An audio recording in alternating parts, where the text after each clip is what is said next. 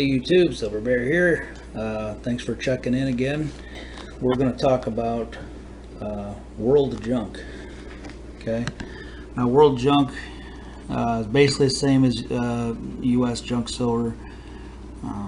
It's a little more tricky, and it's a little bit more for collecting rather than stacking silver. I have a collection here of as many countries as I can get. Real quick, I'm going to show you these because the video is not about my collection. It's about how I obtained it and all that. Here's German. I have some German stuff, Great British stuff. Now, Great Britain and Australia have two different major fineness. 50% are sterling usually. The French coins I'm having a lot of fun with. Cuban ones are hard to find. A lot of kind of expensive. The Canadian stuff for people in the United States is not too difficult. The Irish silver is pretty fun to collect. You don't see a lot of that on YouTube, I noticed. Then you have Australia, the Netherlands, Mexico, and some various other stuff. One thing I learned about the French coins is a lot of our money, the history of our money, comes from France.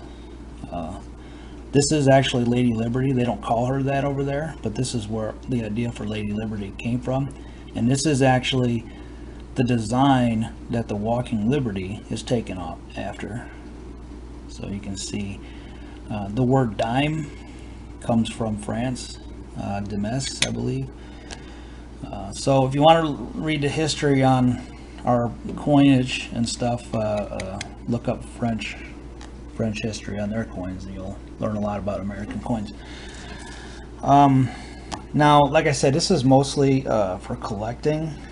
The best way to get foreign silver coins is to collect U.S. silver coins and make a trade with someone overseas.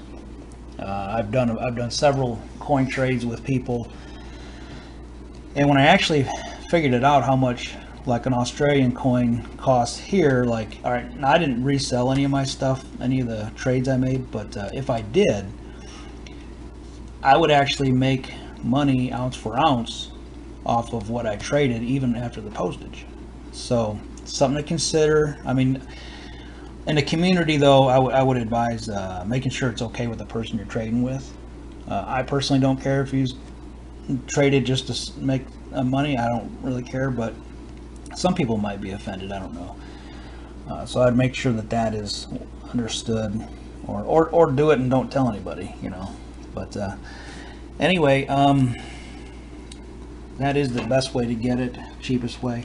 Now, some of this stuff at a coin shop, they weren't looking very good. Like, here's a coal here, has a hole in it. It's really dirty, spotted and stained. I got this for exactly spot price, not even a premium on it.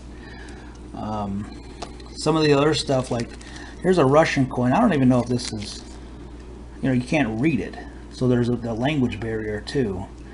That's why I don't have a lot of Asian stuff, because I couldn't even type in what an Asian coin said, where like the Russian coin I can at least type it in on my keyboard. So there is a language barrier. Now, the tools used for this, in my opinion, is the internet, and this book again comes in handy because it has so many countries. Look, Isle of Man. Just flip through here real quick. Haiti, Greece, Gibraltar. All right, never seen a coin from Gibraltar, but I could figure out the actual silver weight of them. So this book is pretty much priceless. I use it a lot. And junk silver from other countries is fun to collect. And I noticed that English-speaking countries are going to be your main trade source, obviously. And I did notice that, like, people in Australia and the UK, they enjoy the U.S. silver. So it's usually a pretty good trade workout. Best way to do that, if you're not used to making trades, is to calculate the actual silver weight and just match gram for gram, and that would be that's usually pretty fair.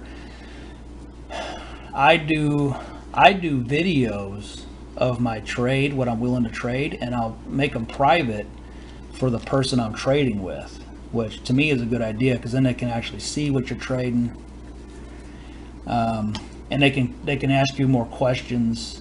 You can actually show them the coins. Some coins, there's been some coins where I've given a little bit more silver weight because of the coin they were trading me was in great condition. So you want to keep all that stuff in mind, and go back and forth. Don't be afraid to take a long time working out a trade, because you don't want to end the trade and then someone be bitter or feel like they didn't get a good deal. So make sure you take your time and go back and forth.